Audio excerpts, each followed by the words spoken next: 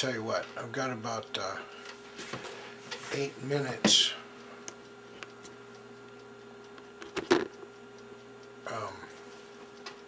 left on this tape, and maybe I can wrap up this this period from this 11 to 15-year-old period. Maybe I can wrap that up in this 8 minutes and call it a night, because I'm getting tired.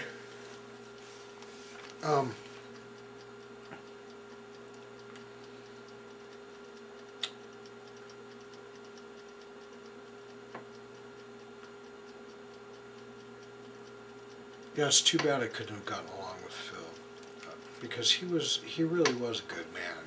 He really did. He did his best. He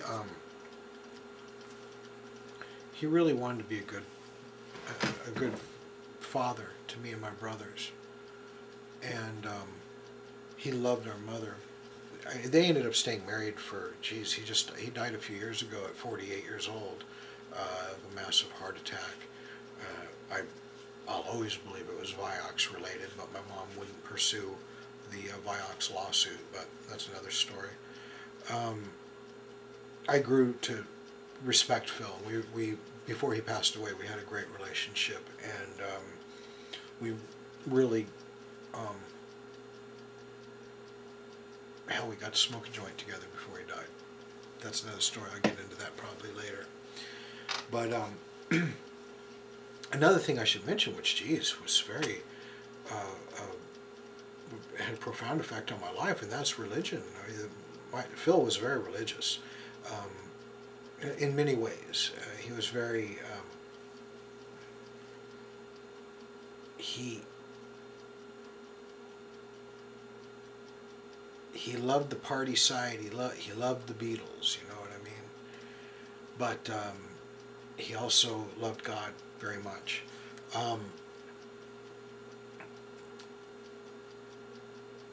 So anyway, I always, during these years, there was also all of this going to church, and every twice on Sunday and every Wednesday Bible devotions, Bible study, and praying and devotions at home, and all this stuff that Jesus just really turned me off to Christianity, having it stuffed down my throat like that, and seeing the hypocrisy of the church. But that's us. I don't want to go into that. That's there are many very good people that are Christians,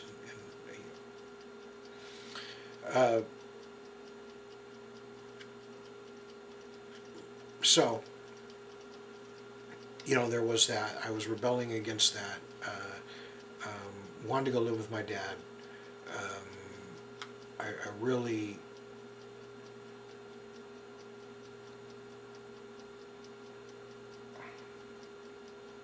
I just wasn't happy. I was so miserable. Why I idolized my dad like I did, I don't know, because he certainly didn't deserve it, did he? Lying to me the way that he did and whatnot. But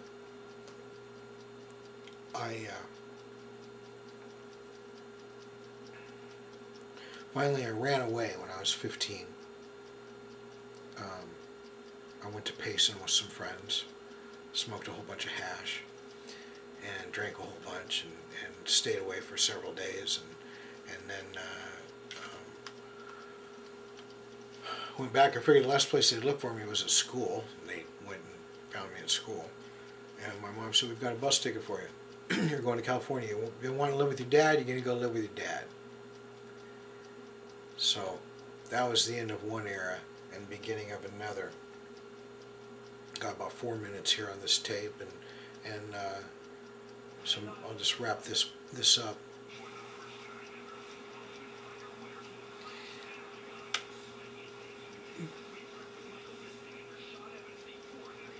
I screwed up so bad. And it's so funny how, thinking back, I knew exactly what I was doing. There was no doubt in my mind that going and living with my father was the right thing to do. And how I could have been so naive, so ill-informed. I don't know. it's really sad, you know, how we make bad decisions that just affect the rest of our lives. And I certainly have done my share of that. So let's summarize this thing up to 15, because this is where something totally new starts. I moved to California and lived with my dad, and a lot of things, a lot of things really change with me then. You know, I left all my friends that I'd grown up with.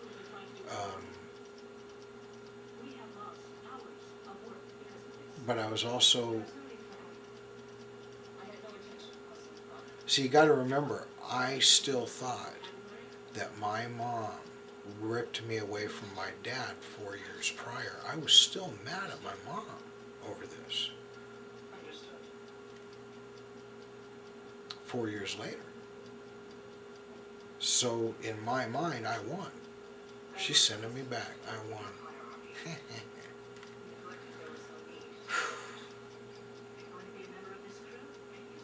One thing I realize is that if things hadn't happened the way that they did, I wouldn't have the wife who I love very much today, and I wouldn't have the children who I love very much today.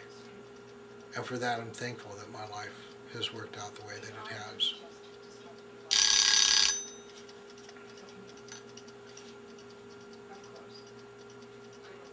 All right, let's upload some of this stuff and see what happens.